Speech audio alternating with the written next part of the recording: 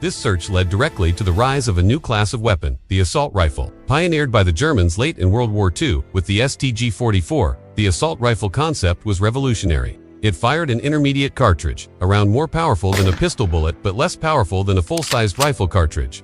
This gave it the controllability of a submachine gun in automatic fire, but with significantly greater range and power, effective out to 300 meters or more. The definitive example of this new breed was the Soviet AK-47, followed by the American M16. These weapons offered a select fire capability, combining the functions of a submachine gun for close-quarters battle and a rifle for longer-range engagements into a single, versatile platform.